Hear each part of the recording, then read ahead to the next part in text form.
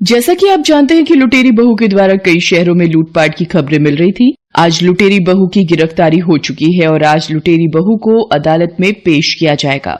बताया जा रहा है कि इस लुटेरी बहू का असली नाम चंदा है और ये अब तक 50 लोगों से झूठी शादी का नाटक करके दुल्हों को लूट कर भाग चुकी थी। लुटेरी बहू ने इस बार शहर के एक जाने माने बिजनेसमैन मनोज को अपना निशाना बनाया था, पर वक्त रहते ही लुटेरी बहू के पहले पति मुकेश ने आकर इस शादी को रुकवा दिया।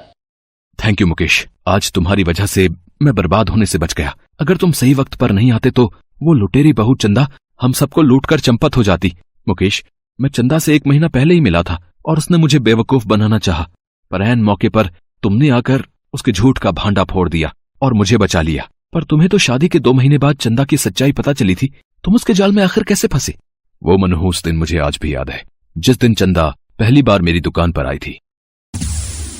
अरे रंजन, पहले ये सलवार सूट इस सामने वाली अलमारी में लगा, उसके बाद बनारसी साड़ियां और दुपट्टे एक लाइन में लगाना, ठीक है? माँ, ये दुकान अच्छी दिखाई पड़ती है, यहाँ से ही साड़ी खरीद लो। तुम्हारे पैरों में भी दर्द है, और कितना चलोगी? जी आइए आइए, क्या दिखाना है मैडम? पहले 1 गिलास पानी मिलेगा। रंजन, मैडम को पानी पिलाओ। चंदा बेटी, तू मेरे लिए क्यों परेशान हो रही है? मैं तो ज्योति की शादी में कुछ भी पहन लूंगी। माँ, तुम्हारी बहन की इकलौती लड़की की शादी है, फिर भी तुम नई साड़ी नहीं पहनोगी? कैसी बातें करती हो माँ? मैं लेकर दे रही हूँ ना अपनी कमाई से। आखिर मेरी माँ तो सबसे सुंदर और अलग लगनी चाहिए। आंटी जी, आपकी बेटी बिल्कुल सही कर रही है। शादी में तो नई साड़ी खरीदनी ही चाहिए। मैं आपको बढ़िया सी साड़ी दिखाता हूँ, ये देखिए। माँ, ये वाली तुम पर बहुत जचेगी, ये ले लेते हैं। सुनिए, आप ये तैयार करवा दीजिए। फॉल और ब्लाउज के साथ कब तक तैयार हो जाएगी?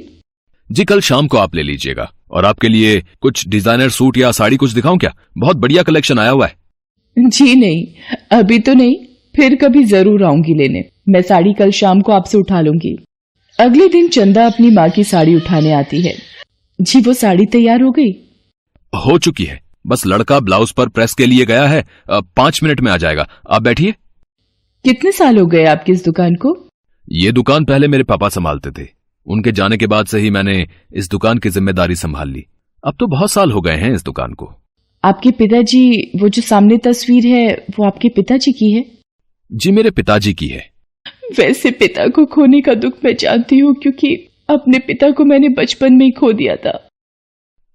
ये आपकी साड़ी पैक हो गई है, ये लीजिए।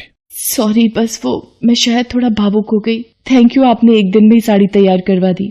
अब माँ ये नई साड़ी पहन लेंगी। मेरी तो कोई बात नहीं, कुछ भी पुराना। क्या हुआ मैडम, कुछ कमी है क्या साड़ी में? नहीं नहीं, मैं चलती हूँ, शुक्रिया। फिर उसके जाने के बाद क्या हुआ? चंदा भी अपने दिमाग से खेल रही थी। वो जानबूझकर उस दिन, मुकेश भैया, ये जो मैडम अभी आई थी अपना सामान भूल गई हैं। अरे अब कैसे उन तक पहुंचा जाए? अरे हाँ, उन्होंने अपना नंबर लिखवाया था। मैडम, हेलो मैडम, आपका कुछ सामान हमारी दुकान पर रह गया है। ओह अच्छा, इसमें तो मेरा बहुत जरूरी काम का सामान है। आप एक काम कर सकते हैं, आप शाम को मेरे घर पहुंचा सकते हैं मेरा सामान। आपकी बड़ी मेहरबानी होगी। आप मुझे अपने घर का पता दे दीजिए, मैं खुद आपको घर पर सामान दे आऊंगा। आप परेशान मत होइए। मैं शाम को चंदा के घर पहुंचा, पर मैंने देखा। माँ, तुम समझते नहीं हो, वो 1 नंबर का गुंडा है। मैं उससे शादी नहीं कर सकती। ये जरूरी तो नहीं कि हम लोग गरीब हैं, हमारे पास पैसे नहीं है उसका कर्जा चुकाने के लिए, तो मैं किसी के साथ भी शादी कर लूं।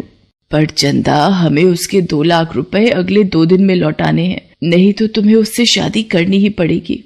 अब ये मैडम आपका सामान जो हमारी दुकान पर रह गया था।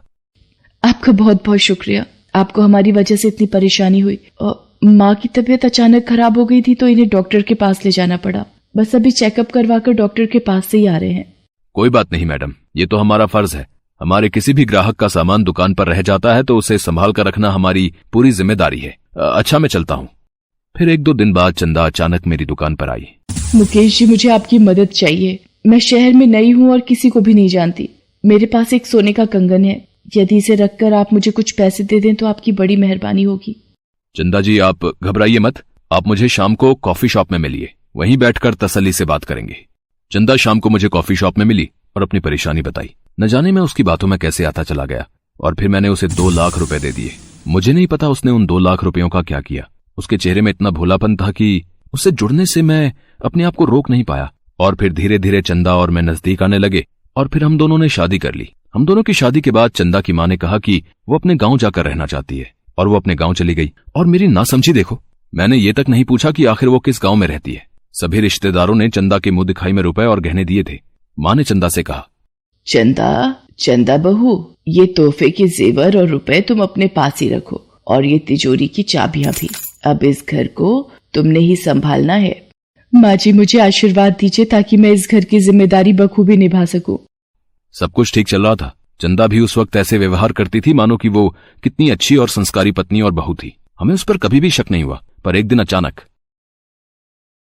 माँ कैसी हो तुम? अचानक, न कोई पता न कोई खबर। बस अचानक ही आना हुआ। तेरी दादी की तबीयत ठीक नहीं है। मैं सोच रही थी तू कुछ दिन मेरे पास गांव में रह ले, फिर दामाद जी तुझे लेने आ जाएंगे। हाँ बहन जी, आप चंदा को ले जाओ, फिर कुछ दिनों बाद चंदा फोन कर देगी, मुकेश लेने आ जाएगा। पर माँ जी, आप अकेले कैसे सब कुछ? और माँ जी, ये गहने वगैरह आप ही रख लीजिए, मैं जब वापस आऊंगी तब तक आप संभाल लीजिए। चंदा, वो तेरे चाचा की बेटी शोभा का भी ब्याह है अगले हफ्ते, तो कुछ जेवर तू पहनने के लिए ले चल। हाँ चंदा बहू, ये जेवर तुम लेती जाओ, और ये 20,000 रुपए भी खर्चे के मेरी तरफ से रख लो, तुम्हारे काम आएंगे। चंदा, मैं जल्दी ही तुम्हें लेने आ जाऊंगा। अब तो इस घर को और मुझे तुम्हारी आदत हो गई है। बस वो आखिरी पल था जब चंदा को मैंने अपने घर से जाते देखा। उसके जाने के बाद माँ और मैं बहुत परेशान हुए। चंदा का फोन स्विच ऑफ था। कोई गांव, कोई शहर, किसी जगह का पता हो तब तो ढूंढते। चंदा ने एक झटका और दिया। मेरी दुकान और मकान के कागज उसे तिजोरी में मिल गए थे। वो सब कुछ धोखे से बेचकर हमारा सब कुछ लूट कर ले गई, वो लुटेरी बहू। और ये सदमा मेरी माँ नहीं झेल पाई और इस दुनिया से चली गई। क्यों धोखा देते हैं लोग? क्यों किसी के जज्बातों से खेलते हुए उन्हें लज्जा नहीं आती? अपनी आप बीती सुनाते सुनाते मुकेश भावुक हो जाता है और रोने लगता है। मनोज उसे हिम्मत देता है। तुम चिंता मत करो मुकेश, हिम्मत से काम लो। उस लुटेरी बहू चंदा और उसकी माँ को आज अदालत में सजा सुनाई जाएगी, और भगवान धोखेबाज को जरूर सजा देते हैं, हमेशा याद रखना। चलो, हमें अदालत पहुंचना है। मुकेश और मनोज अदालत पहुंचते हैं। चंदा और उसकी माँ को लोगों को ठगने और लूटने के इल्जाम में सजा मिल जाती है। चंदा मुकेश से माफी मांगती है, पर मुकेश अदालत से बाहर आ जाता है। शायद आज चंदा को अपने गुनाहों की सजा मिलते देख उसे सुकून था, और उसकी माँ की आत्मा को भी आज शांति मिली होगी। दुनिया में ऐसे बहुत से ठग रोजाना ही मुकेश और मनोज जैसे लोगों को फंसाने की फिराक में रहते हैं। उनसे सावधान रहने का एक ही उपाय है कि रिश्तों को जोड़ने से पहले व्यक्ति और उसके परिवार की पूरी जानकारी होना अति आवश्यक है।